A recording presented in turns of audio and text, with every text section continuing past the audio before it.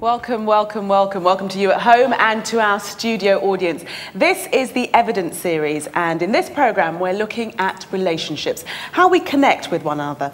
I'm one of your hosts, Gillian Joseph, and I can tell you we're going to have some food for thought tonight and some musical treats. Ken's going to be heading up the music, Ken Burton, with his brilliant band. Ken.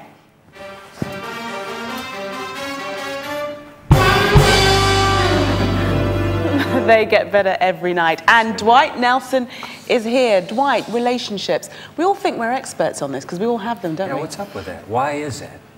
When you think, in reality, affluent as we are in the West, could it be we're actually living impoverished lives in the context of relationships? I'm thinking of that line of Mother Teresa's, loneliness and the feeling of being unwanted is the most terrible poverty. I'm wondering if, in fact, here in the West, we live subconsciously with that kind of poverty. Relationships. We've got to move to the heart of this impoverishment. When I was driving in today, I had the radio on in the car, and Randy Crawford came on, and the line in the song was, "We all need somebody." And it wasn't, we all might like somebody, we may want somebody, it was need. And that word is crucial, that the relationships that we have, they affect our self-esteem, whether we're happy, whether we're sad. And quite often, if we sort of change the way we relate to people, they might change the way they relate to us. One of the most complicated things in life is relationships. How are you supposed to understand them, let alone survive them? Relationships are said to be the things that shape our communities, and they're supposed to show us how we really feel about ourselves. I have lots of friends. No one I really feel close to. Is any type of relationship better than none at all? Do our relationships with others really affect our lives that much? And if they do, why do we hurt each other? My life is full of people, and yet I still feel lonely. Ken Burton, incredibly gifted musician. Relationships, our theme tonight. It occurs to me that in your professional world, they are what are essential for the delivery of the product. How's that work as a musician? Well, you're very right there to say it's essential. When you're working as part of an ensemble, such as a choir or a band, it's important to actually know your place. Every single person is important. Yeah. The drummer has his role, the saxophone player has his role, the pianist has his role. And as we play or as we sing together, nobody's trying to outdo each other, but we are actually all working for one common purpose. And it's also very important that we actually can get along. You work with some huge ensembles. How big do your chorales get with the orchestra? The orchestra, sometimes we're looking at about 600 people. So you have a massive number of relational networks. Absolutely. And we try to always foster a sense of belonging and togetherness and understanding each other, because that helps. Now, if you sense that one of the guys in the band is just not plugging in relationally with the team, what's the solution? In England, it's called a P45. P45? What's that? Speaking to somebody when you sack them. No, I'm only kidding, I'm only kidding. Okay. No, we would sort of get to grips with what the actual issue really is, because it's so essential that when you're actually working together as a band, that you actually do gel together. And in getting the band together, even for this series, what was really uppermost in our minds were instrumentalists who could work well together, not only have the skill and the technique, but who can also get along together and have a good attitude, which is fundamental to actually producing a good product. You're a family man besides. Can you extrapolate from interpersonal relationships within your musical team to basic human social relationships? One of the important things when you're actually doing music, even if you're playing a solo piece, is to actually have that outer ear, to actually listen. Okay. Many times music is spoiled because people are failing to do that one thing, to actually listen, and maybe they're playing for themselves. in relationships, that's also very fundamental. You must listen and have an understanding of what the other person is doing and how you fit into that and be empathetic. Powerful. Beautiful point. In fact, let's throw back to your musicians now, Jillian, and bring that harmony of relationships through music. They're all checking to see whether their P45s are waiting for them now. The band behind were cracking a joke there.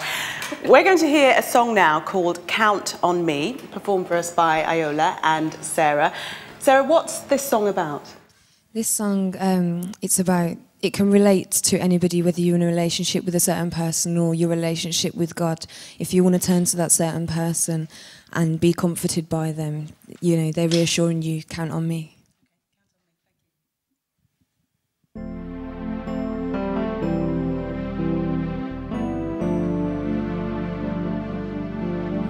I can see it's hurting you. I can feel your pain. It's hard to see the sunshine through the rain. Oh yeah. I know sometimes it seems as if it's never gonna end, but you'll get through it. Just don't give in, 'cause you can count on me for thick and thin, a friendship that will never end. When you are weak, I will be strong, helping you to carry on. Call on me, I will be there. Don't be afraid. Please believe me when I say count on. You can count on me. Oh, yes you can.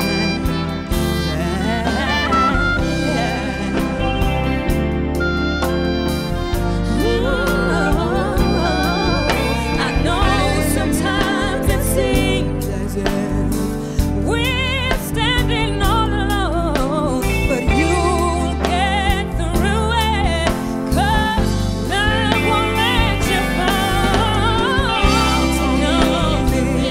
I'll be there. Friendship that will never end. When you are weak, I'll be strong, helping you to carry on. Call on me, I will be there. Don't be afraid. Please believe me when I say count on. 'Cause there's a place inside of all of us where our faith and love begins. You should reach to find the truth in love. The answers are within. I know that life will make you feel it's much harder than it really is, but you'll get through it. Don't be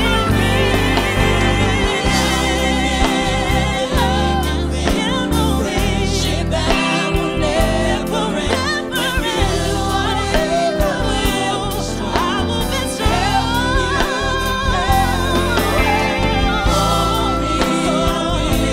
I'll be there. Don't be afraid now. Please believe me when I say count on, count on, count on, count on, count on, count on me.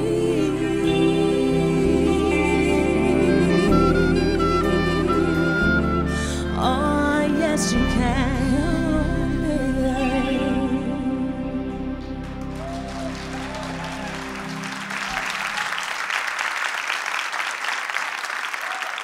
Count on me, that was fantastic. Now, we all have people that we count on in our lives. I know from personal experience, without the family network that I have, I wouldn't be able to achieve many of my dreams. Now, I've got with me here a special sculptor who looks at relationships in her work. Can you tell us what form you take when you look at relationships? Well, yeah, relationships are central to my work. The relationship between the form reflects the relationship between the people. And I observe people, and that gives me inspiration to produce a sculpture. Edwina, this one here is called storytelling. Tell us about this. Storyteller. Yeah. What's this one about? When I visited an art gallery a year or so ago, they had a storyteller in one of the rooms, and on the floor, all around, parents were sat with their children, and everybody was concentrating on the storyteller, and the body language was amazing, and the children, they were held by the parents and so close to the parents, they almost became one. And I did some sketches and some small sketch studies when I got back to my studio, and produced a few pieces, and this is one of them. It's beautiful. This one here caught my eye. This is It's Into My Heart, that's called. That's beautiful. And what's that depicting? That one is, I saw a photograph promoting a play, a Shakespeare play, and the male figure was behind the female, just with his arms around her. And I liked the body language again, with the arms around. So I experimented with shapes and forms in the studio, and I produced that because she's relaxed back and he's sort of protective almost. Sorry. This final one here, Dancing with Daddy, I think you've called it. Dancing with my dad, yes. There's a personal story behind that. Yeah, this one is, my father tried to teach me to waltz when I was a child by standing on his feet, and he'd waltz around the room. And I did a few little studies in clay, and some people said to me, you know, we used to do that, or I used to do that with my dad. And I had a very close relationship with my father. And I produced this just to reflect that, you know, the trust of the child standing on father's shoes when he teaches her to dance. So, and that was the reason I did that piece. Why do you find that the whole relationship area an interesting subject for your art? Because it's universal. I mean, we all seek and need relationships. And it doesn't matter what culture you come from, what language you speak, that language is universal. And I just find it really interesting too to see how much I can take away from a shape and still leave the emotion, still depict the emotion behind it. And I'm gradually simplifying things more and more. That's why they don't have faces, because they're not individual people, they're anybody. Edwina, thank you very much for bringing these pieces in. Thank you. Thank you. Well, we all seek to have relationships in our lives. We all know that that's really what we're striving for. But what do we think about these relationships that we all have?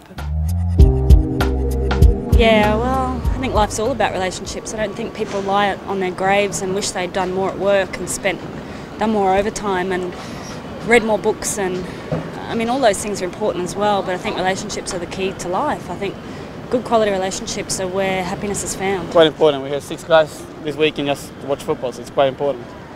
Just hang out together and have some beers and have some fun. I think it affects everything that I do. Yes, it's a very important part of life. Well, very important. Probably the most important thing, yes, in my life. Very, very much. We are just married. This is our honeymoon. Also eine Beziehung ist wichtig. Ich meine mal, für die Erfüllung eines Menschen, ja, dass er glücklich ist, dass eben alles gelingt. Wenn jemand eine glückliche Beziehung hat, dann hat er auch Erfolg in seinem Leben. Und wenn seine Beziehung eben nicht so gut ist, dann leidet auch sein ganzes Privatleben drunter und seine Arbeit und was weiß ich, sein Studium. Oh, very important. You know what I mean? Family, isn't it? It's family. It's family, innit? I'll translate for our international audience. It's family, isn't it? Now, they all found relationships very important in their lives. But what happens when those relationships break down?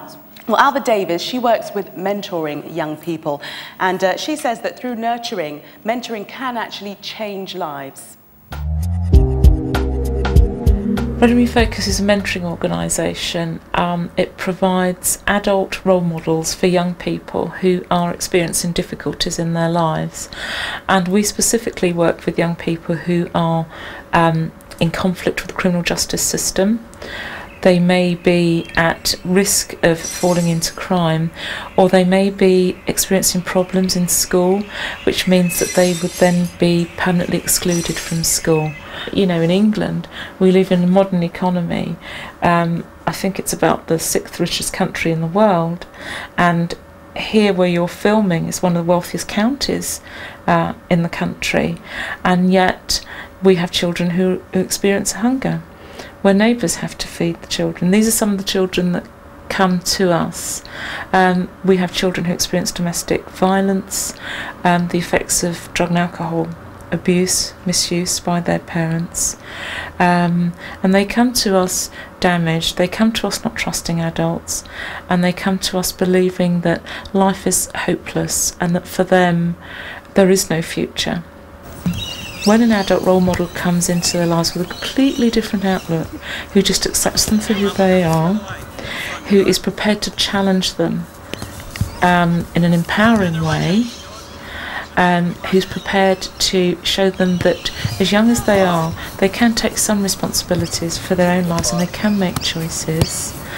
You just see a complete difference in that child. We live in increasingly in a world that where relationships are broken or fractured, and the young people that we see are coming from those kinds of relationships, and it has all kinds of negative impacts, not only on the young person's life but also on the family. Before I come to the programme Read and Refocus, me and my daughter had no relationship. It was just a constant battle. We was arguing 24/7. We had no respect for each other.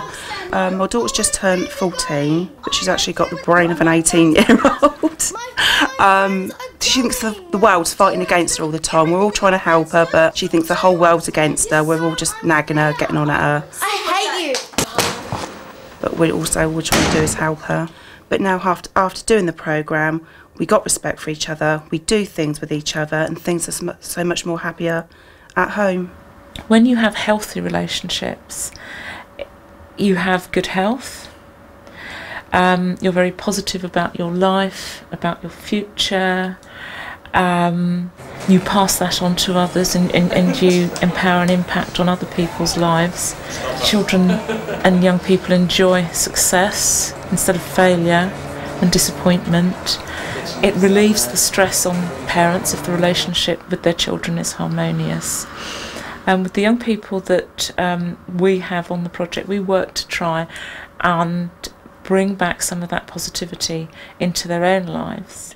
We live in an imperfect world, and we're all affected by negative things in our lives, in our relationships, and to seek help, I think, is the best thing actually that you can do, and to seek the right kind of help for your particular situation.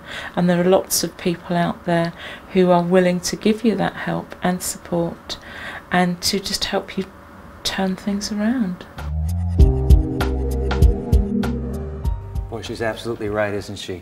We live in an imperfect world where the door is slammed. You know what I mean? Absolutely do. How important then to have coaches, as Alva has been talking about, mentors, people to get us through the crises. One such person we're delighted to have tonight, Christine Northam. Wonderful to have you. You work with an organization called Relate. Yes, that's right. And its sole purpose is to take people in crisis and bring them through. Yeah, Relate believes that people flourish in stable, happy relationships. And that's the work, that's the essence of the work that we do, trying to help people to have more successful relationships. So you're talking about parent-child relationships? Yes, we are with our family counselling. Husband and wife Husband and wife, or cohabiting partners. Okay. Really, we're very much about the essence of relationships. Okay. So I'm in trouble, and I get a hold of your phone number. You're a professional counselor, as you are in real life. And I say, Christine, I am melting on every front, every relationship I have. What shall I do? Right. What do you say? Well, if you came to me, Dwight, I would do a very detailed assessment to try and work out what your problems are. That would take you a long time. That would. And then I would be in the business of helping you to make sense of your problems and helping you to see a way forward with those problems. All right. You spoke about a successful relationship. What is that? What is a successful relationship? I guess it's a relationship that's resilient or robust enough to withstand all the changes and the pressures of modern life, to cope with having kids, to cope with redundancy, and to perhaps have a row every so often, but to spring back from that row and to know that at the end of the day you can, as a couple, work it out. It's okay to slam a door now and then. Absolutely. It's a healthy way of communicating, as long as it's in check. So I'm always very suspicious about couples that say we've been married for 35 years and we've never had a crossword. Huh? Do they not talk to each other? Well, actually, I don't know that I believe them, but I also wonder just what their expectations are about relationships. Some people can jog along very happily without really getting close. But if you're in a dynamic relationship, it's almost inevitable that at times you're going to clash. Let's talk about this closeness that you just mentioned. Intimacy. How do we achieve it? Intimacy is about connection with other people. It's about having had a really good model, perhaps, as a child, too. I think if you've had the bad luck of not learning about intimacy and closeness from your parents, then you do need to work a bit harder at it in an adult relationship. But intimacy is being close, knowing that you can support one another, that you're there through thick and thin, and that you're happy within that intimate relationship. That's what it's all about. But even if I did not have a great childhood, I'm not doomed, am I, to repeat the past? No, I don't think you are doomed, but as long as you can actually get a view of the damage or the impact, perhaps, of an unhappy childhood on your present couple relationship, that's what, and very often people find that hard to do. So that would be perhaps part of the work of counselling, but not always. It's amazing, isn't it? No matter where you live, the people, the culture, we keep coming down to relationships. Why is that? Well, I think it's because human beings like to connect. We all like to feel safe and secure. And good communication within a relationship, supporting one another, that's really the essence of it all, actually, isn't it? Christine Northam, thank you for helping us learn how to connect. Pleasure. Glad to have you.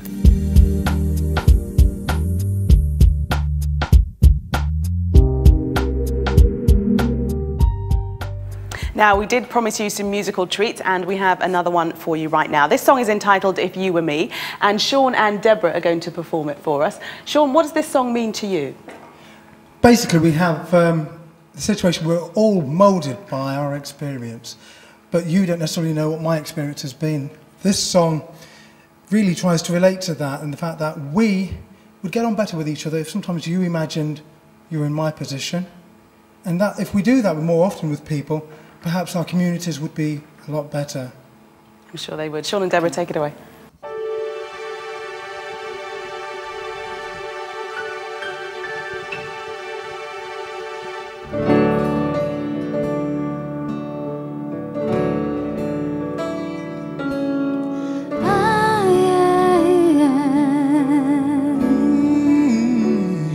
If I were you, I would find myself on roads I've never traveled. If you were me, you would feel the rain of storms that I've walked through.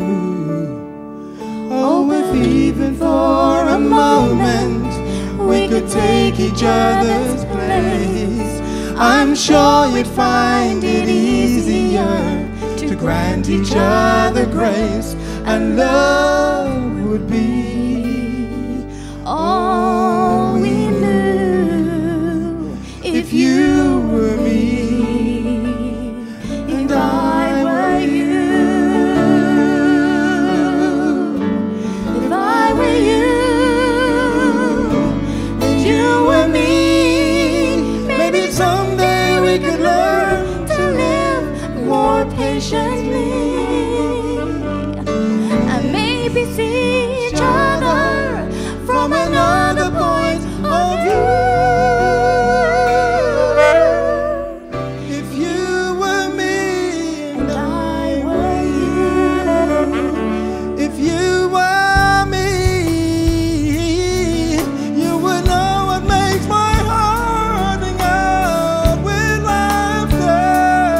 If I were you, I would show the secret scars that I've never seen. Oh, but even for a moment we can take each other's place, I'm sure we find it easier to grant each other's grace, and love would be all we knew. If you were me.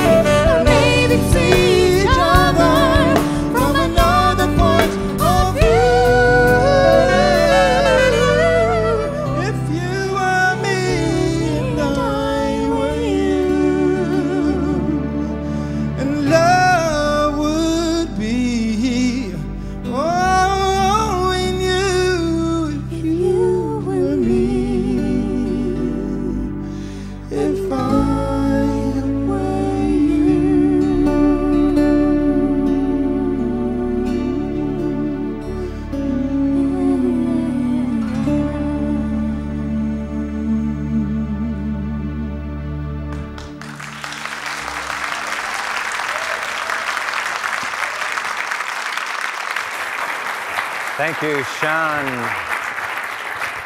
Thank you, Sean and Debbie. Beautiful. If I were you and you were me, what a song about relationships. I don't think you're going to recognize him when I give you this name. You may know him, though. He was born Farrokh Bulsara, born on September 5, 1946, in Zanzibar, just off the coast of Tanzania. When he was just a tiny tot, his parents moved to India. Then in 1969, they moved to England. When he came here to England, his teachers noticed there was a very unique musical gift in this young man. It took years of piano. However, interestingly enough, he ends up graduating from the Ealing College of Art with a degree in graphic design. But Farrokh's real love remained music. A few years later, he joined his first serious band called Ibex. You still don't know? It was out of Ibex that Farrokh Bulsara, whom you actually came to know as Freddie Mercury, became the huge international superstar rock musician with the group Queens. Yep. By the time he died in 1994, listen to this, Farrokh Bulsara, Freddie Mercury, had sold more than 100 million classics, albums, which included Bohemian Rhapsody, please don't ask me to sing it, another one, Bites the Dust, we will rock you, all right, you do know that one, and We Are the Champions. They were the hits that made Freddie Mercury huge globally. Rich, famous, he was worth, get this, 50 million pounds. In fact, one time, to celebrate his birthday, he rented the entire top floor of the elite Berkshire Hotel in New York City, flew all his chums over on the Concorde. They were greeted at the door by waitresses and waiters dressed only in nothing but body paint at the hands of a famous artist. And there on that top floor, hundreds and hundreds of bottles of Moët, Chandon, and other expensive alcohol consumed for hours and for days. Freddie Mercury. Wow, what a man. He had it all. Power, faith, lovers, sex, fortune. He had it all. Everything except one little possession he did not have. His last public interview. These are his last words ever spoken in public. We find out what it was he never had. I'll put it on the screen for you. Freddie Mercury, just before he died of AIDS at the age of 46. These are his words.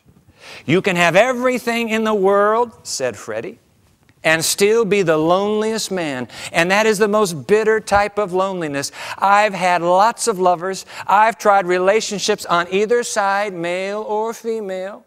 But all of them have gone wrong. Success has brought me idolization and millions of pounds, but it's prevented me rather from having the one thing that we all need, a loving, ongoing relationship.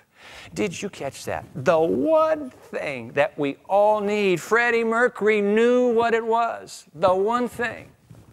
A loving, ongoing relationship. He didn't have it.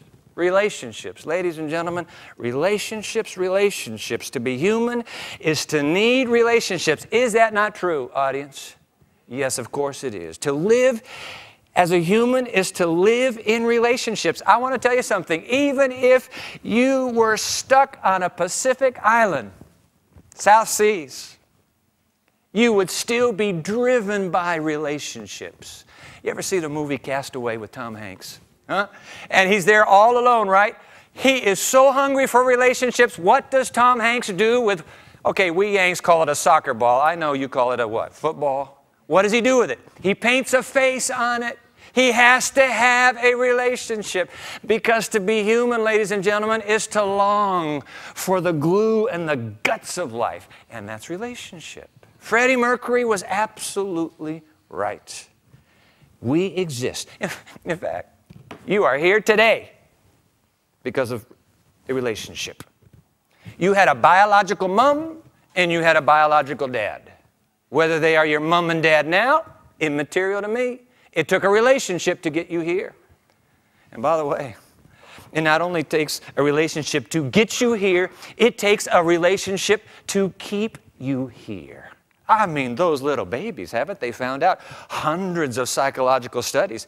Babies are hungry, not just for mother's milk. Babies hunger for relationship. Isn't that true? They hunger for it. In fact, you know what? Babies do not bond with their cribs. Babies do not bond with their bottles, although I think our two kids pretty much bonded with those bottles. We couldn't get them away from them. Babies bond with human beings. That's right. It's just infancy, childhood, all the way through. We never outgrow our need for relationships. We've been designed, all of us, to run on the high octane of relationships. And yet you've got to admit this, no matter how basic to our existence and our identity relationships are, something has gone wrong with our relationships. Now, I see some boyfriends and girlfriends here. I'm not talking about your kind of relationship. It could be included. But something's gone wrong with basic relationships. Mom and dad and children and siblings and friends and colleagues on the job. We're suffering from something. Freddie Mercury was absolutely right. What I want most, I have the most difficulty to embrace. Something really has gone terribly wrong. You say, prove it to me, Dwight. Well, I'm glad you asked that. Look at police. Why do we have police? Why do we have armies today? Why do we have locks today?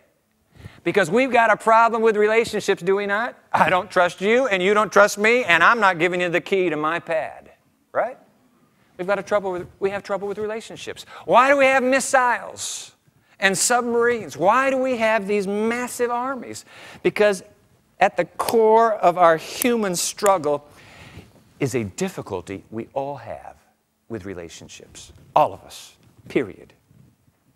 So, what's that mean? That means that our homes, that our marriages, that our friendships, that's why we face the broken shards and bitter hearts.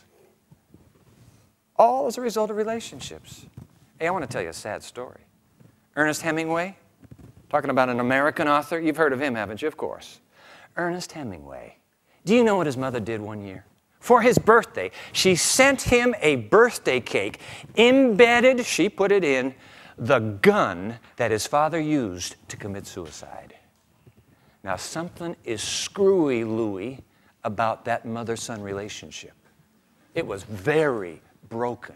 Huh? Broken. Yeah, we live with this brokenness. I suppose it's just inherent in life, even in the UK. I mean, I thought their story was picture book perfect. She was a princess off the cover of a fashion magazine, and he was Prince Charming himself. And yet we all know the tragic story of Diana and Prince Charles. Started out as a fairy tale, but ended up as a gothic horror story, didn't it? What was wrong with it? Not enough money? Not enough possessions? Psh, relationship. It was dead. We live with it. We live with it. Not only Freddie Mercury. Ever heard of the Beatles? Oh, my. Your Liverpool foursome that you sent to us. In fact, our country just celebrated the anniversary just a few weeks ago of their first appearance, the Beatles I'm talking about, in the United States on the Ed Sullivan Show, and America went bananas. What's up with that? You know what? Just a few years ago, somebody in Amsterdam came across some obscure tapes. We're talking about the tapes that the Beatles made of their conversations, that the tape recorder was running the whole time. They got a hold of the tapes. They released the tapes to the public. Rolling Stone magazine carried the story. And then we discover that this wonderful boyish foursome out of Liverpool, 7 years earlier, their hit, what was their hit? Love Me Do. Wasn't that it? 7 years later, they are absolutely fractured and at each other's throats. Paul McCartney is trying hard, according to the tapes, to hold the band in one piece, hoping to reunite them on a tour for the first time in 3 years. Instead, their last live performance on the chilly roof above Apple Records over here in London, they wouldn't agree to more than 5 songs and 30 minutes together. Quoting Rolling Stone magazine now, and I'll put it on the screen for you, when Harrison, stop talking about George, walked out, he wasn't leaving the biggest band in the world, he was leaving a living hell. End quote. Why? I'll tell you what the reason is. It's the same basic reason 78% of Hollywood marriages end in divorce. Relationships. It's about relationships, ladies and gentlemen. That's it. That's the human story. For the same reason, myriads of homes and marriages become dysfunctional. For the same reason that billions of dollars and pounds are spent on our self-medicating through drugs and booze because we can't handle a broken, jagged relationship. So, I think the case can be clearly made, can't you? That relationships, they're at the very heart and soul of our human existence. Broken relationships. It's rather ironic, isn't it? I mean, we can get a man to the moon. We can circumnavigate this earth. We can go to the very depths of the Mariana Trench in the Pacific Ocean, but we can't get a handle on what to do with this thing called relationships. Jean-Paul Sartre. He wrote the play No Exit. The Frenchman, you know him. This play, No Exit, was about people in hell, only not the kind of hell you're thinking about. Hell turns out in this play to be where people don't get along and are consigned to live together with those they don't get along with for eternity. Now that would be bad. One of the characters in the play near the end utters these words. I'll put it on the screen for you. So this is hell? I'd have never believed it. You remember all that we were told about the torture chambers, the fire and brimstone, the burning marl, old wives' tales. There's no need for red-hot pokers. Hell is other people. End quote. Tragically enough, you and I know the truth to those words. Hell is other people. So, here's the question. Are we hopelessly consigned to this hell forever and ever? Is there no exit? And if there is, whoa, I want to find it. Give me a prescription. Show me that door. Ladies and gentlemen, I'd like to propose to you that if we're going to find the exit, we have to agree here that relationships are based on moral decisions. Would you buy that? Now, let me unpack that for you. Moral decisions. Why is it that I find it so easy to trust someone I know who has my very best interests at heart? I know that he would rather stand up for me than stand up for himself. And I'm lucky. I have some friends like that. Why is it that I don't trust the guy that I know lies, cheats, and would betray his mother if he had to? I mean, isn't there something moral involved with this? Don't I pick the one whose trust level is highest with me? Otherwise, why would I bother? I don't need you. You mess up my life.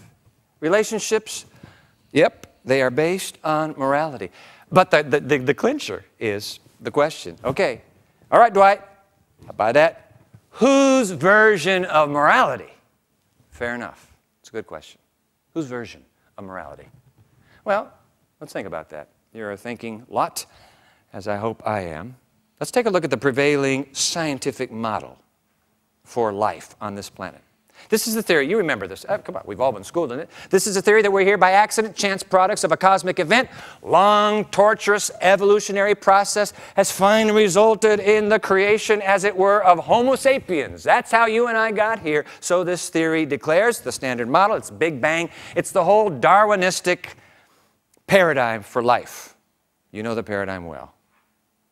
Did you notice that this paradigm deals only with amoral forces? Notice I did not say immoral. Immoral means no morals. Amoral, however, means no morals. In fact, can I just take that back? Immoral means bad morals. I'm glad you're right here. Immoral means bad morals.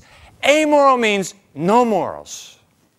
And the scientific worldview says no morals. There's no morals to gravity. There's no morals to carbon. There are no morals to quarks and protons. It's just amoral. That's what this worldview believes in. Okay? I'm not going to debate the virtues of that particular worldview right now. But here's what I struggle with, ladies and gentlemen. Am I supposed to believe that out of this amoral morass, we moral beings, once upon a time, emerged? How can an amoral morass create moral beings? That's what I'm kind of wondering and thinking out loud with you about tonight.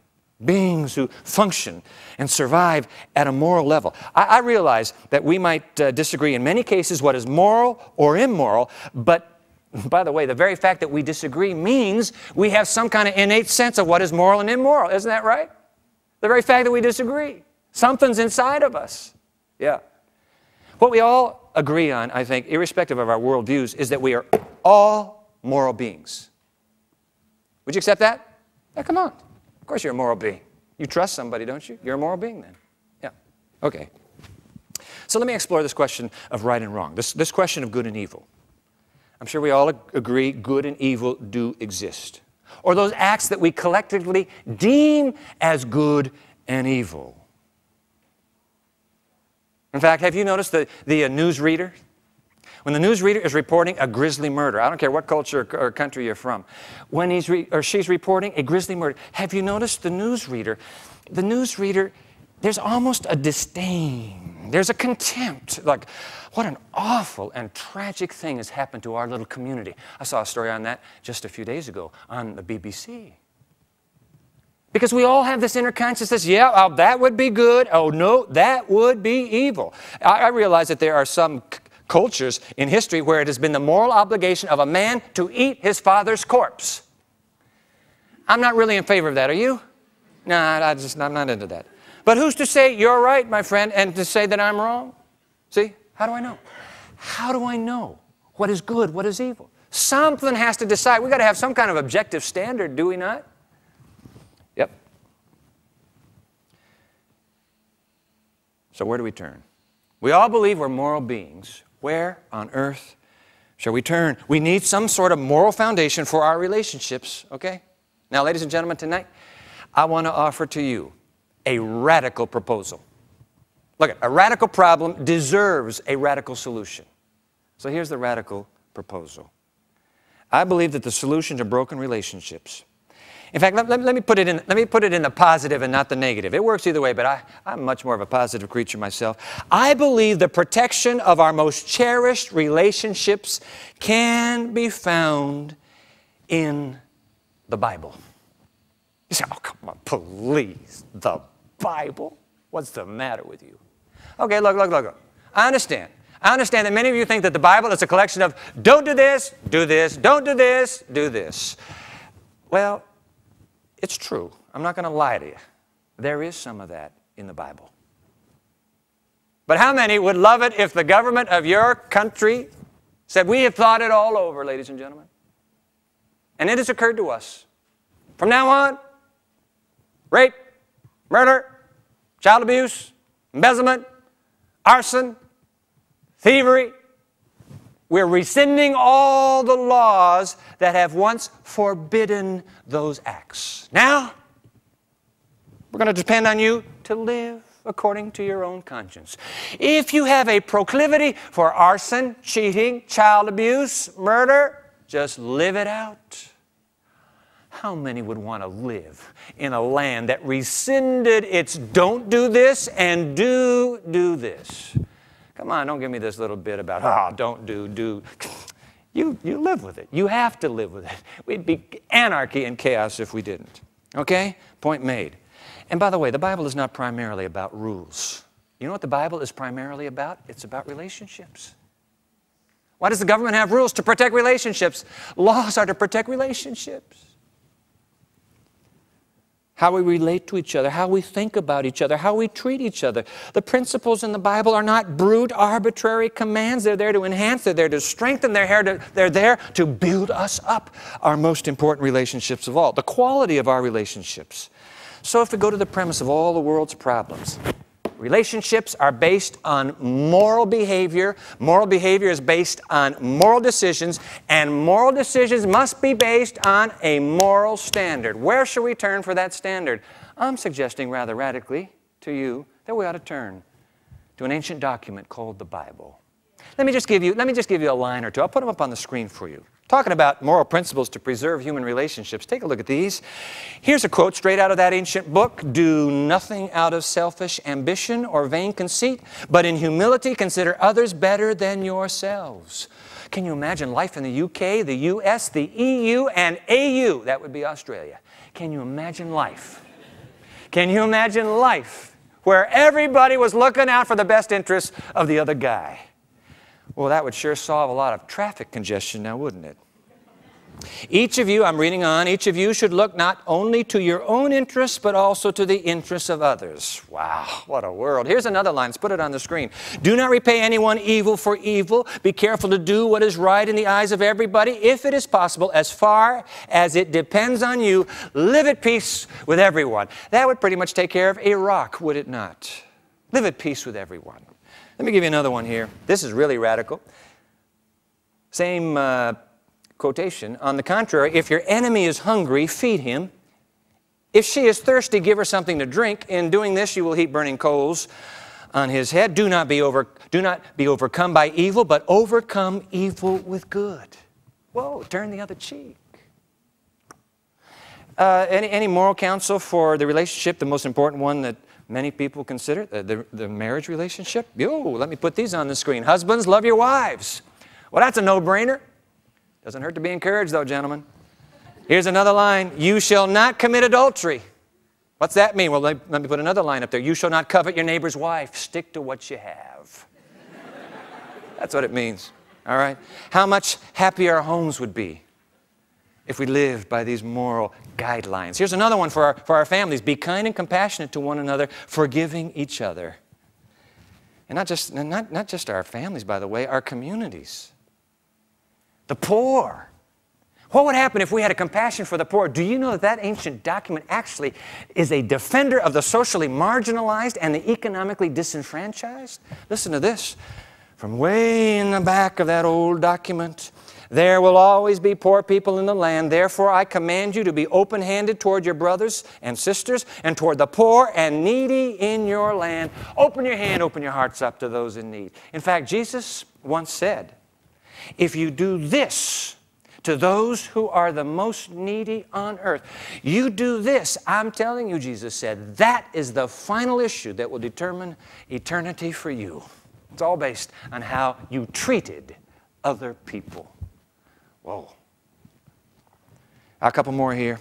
Ever heard of the golden rule? Most of us live by the rule of gold, but this is the golden rule. Golden rule is, in everything, do to others what you would have them do to you. Two more lines. Greater love has no one than this, that he laid down his life for his friends. Self-sacrifice, the highest ideal. One more. Be devoted to one another in brotherly, sisterly love. Honor one another above yourselves. Ladies and gentlemen, do you sense that there's something here?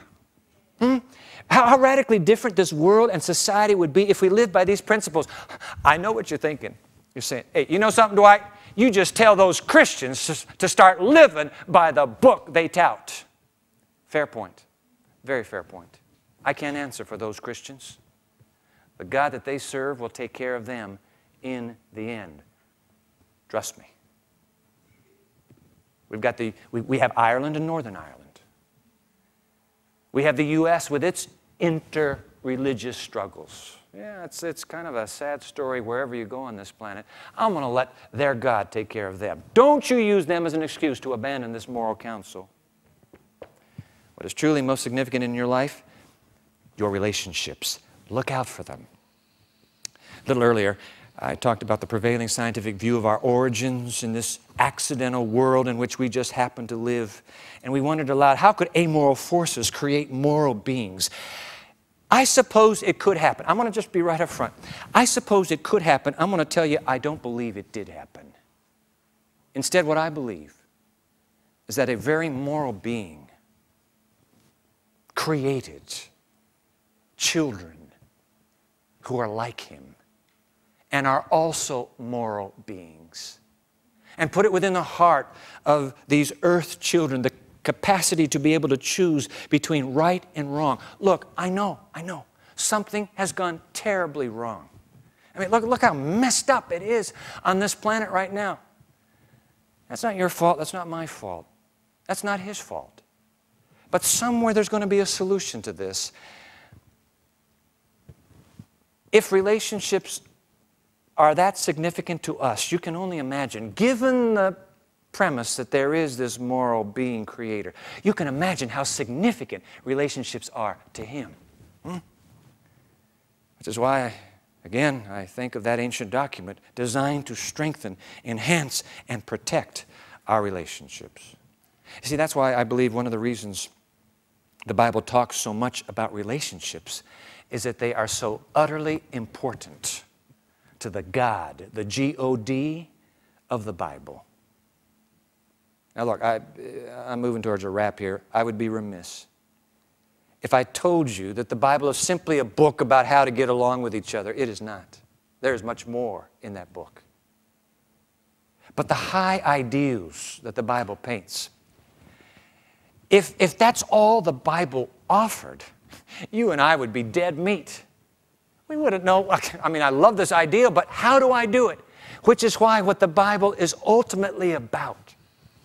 The Bible is ultimately about the ultimate relationship, a relationship with God Himself. In fact, you read the heart of the book. The heart of the book is about that friendship, growing a friendship with this God who is a moral being and who wants to draw you into His relationship and thereby help you find the strength and the courage to live out in honesty and faithfulness the relationships that are most important to you. Something that the scientific worldview, ladies and gentlemen, it cannot do for us tonight. Amoral, sorry, can't help you, good luck. No, there's somebody who steps in and says, wait a minute, I can help you. I can help you with everything that matters most to you. G-O-D. I want to end with Freddie Mercury. We started with Freddie Mercury. Let me end with him. Farrokh Bulsara, the man who had everything. Sex, money, fame, power, everything except what he wanted most. How did he put it? I just wish I had one satisfying relationship for my life. One of the last songs Freddie Mercury ever sang, recorded. The lyrics seem to capture what we've been about all evening long. And I want to end with these lyrics. This is Freddie.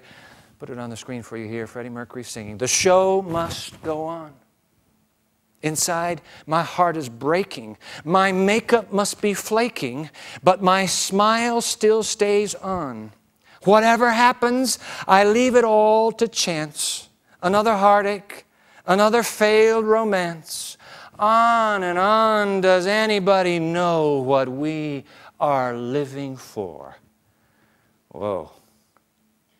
The broken heart of broken relationships. Freddie Mercury died of that broken heart. How did he put it here? His last line, does anybody know what we are living for? There is an ancient book. And that ancient book says the answer to that question is yes. There is someone who knows what we are living for, what we are looking for. I want to tell you something. You don't have to take my word for it. Why don't you just take His word instead?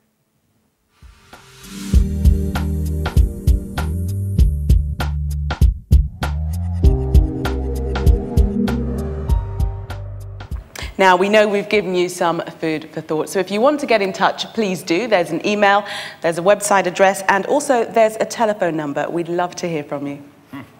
Speaking of emails, we've already gotten some, one inside the UK, one from Norway. Here's one from Manchester, DG. Dear Evidence team, I've really enjoyed watching your programs and have especially appreciated the music and think the band is amazing. Your program... Yeah.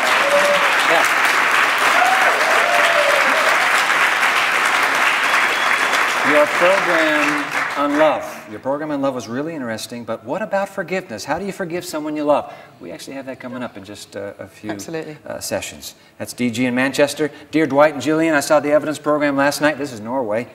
It was very interesting, and it was lovely to see children being inspired by love. The topic was very appropriate. Thank you for sharing your talents with us.